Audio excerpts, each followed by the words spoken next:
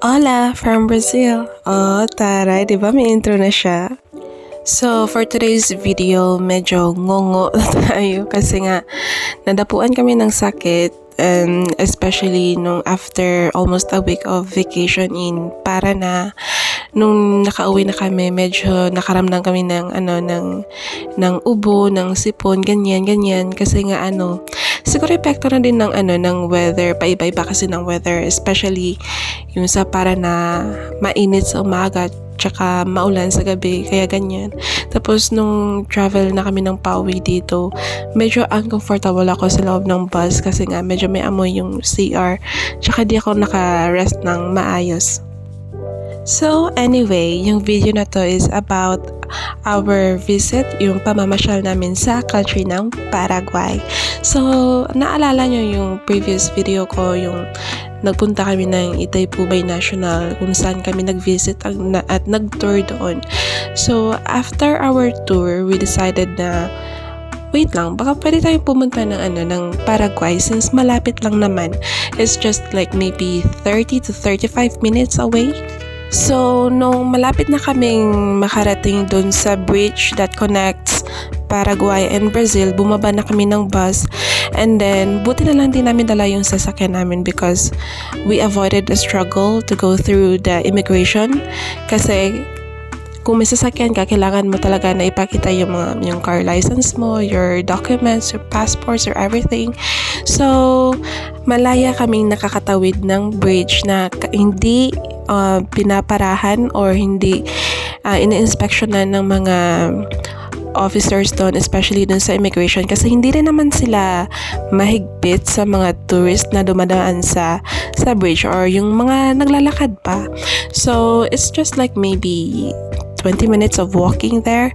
And then when we arrived Paraguay, medyo na-shock ang person kasi nga sobrang daming sasakyan, especially that the Paraguay and Brazil is just so near to each other na sobrang compacted na mga sasakyan, and it's also very crowded once you reach the bridge that connects the two countries.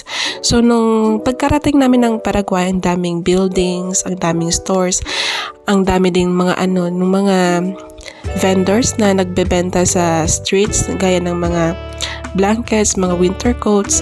Parang parang nakapunta ako ng Manila.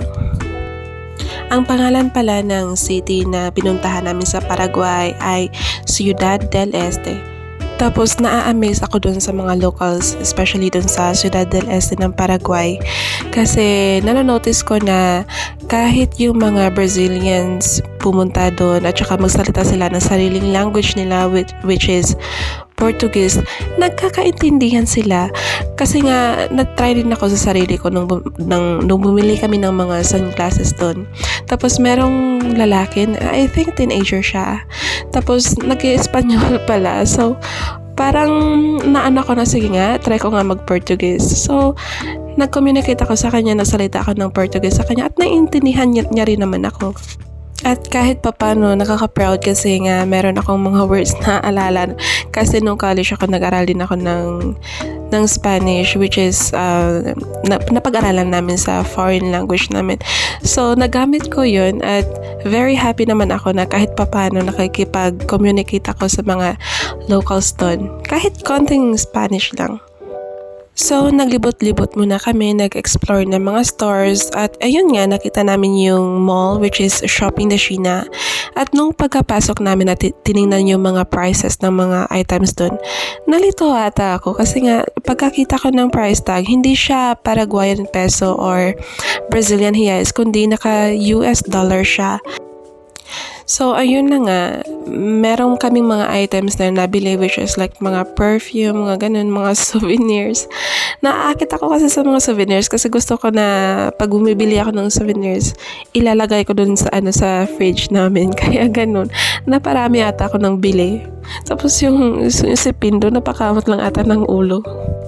Hindi lang halata sa video ha, pero sumasakit na talaga yung paa ko dyan, dinadaing ko na lang. And then, sa video na to, kung makikita nyo, medyo crowded, hindi naman sa medyo ha, very crowded yung mga sasakyan at saka yung mga tao dito kasi nga, ang dami din kasing pwedeng bilhan sa mga stores at saka sa mga paligid-paligid ba, kumbaga. And then, nung pabalik na kami ng Brazil, di ba, ang taray, pumunta lang ng Paraguay, nag-shopping, and bumalik ng Brazil. Akalain mo, klase ng adventure na yan. Pero kidding aside ha, hindi ako nakapag-video ng marami or ng maayos kasi nga very vigilant and very conscious din kasi ako kasi sobrang daming tao, baka biglang humablot baka biglang may humablot ng phone mo kapag nagvi-video. So around 5:30 PM na ata to, and then kung nakikita nyo, andito na kami sa Brazil, and then yung sa kabila ng bridge ng bridge na yan ay Paraguay. And then, ang lapit lang pala ng pinuntahan namin na ng mall. Pero pakiramdam ko sobrang layo ng nilakad namin. Pero baka ganun na nga kasi nga sobrang sakit ng paa ko. Di ako makalakad ng mas mataga, ng mas malayo. Tapos yung si Pinto, daming Kasi sabi niya, ba't ka ba palagi nareklamo? Masakit paa mo lagi. Kasalanan mo. Inaya mo ko eh. Parang di sasakit pa ako. Maniman.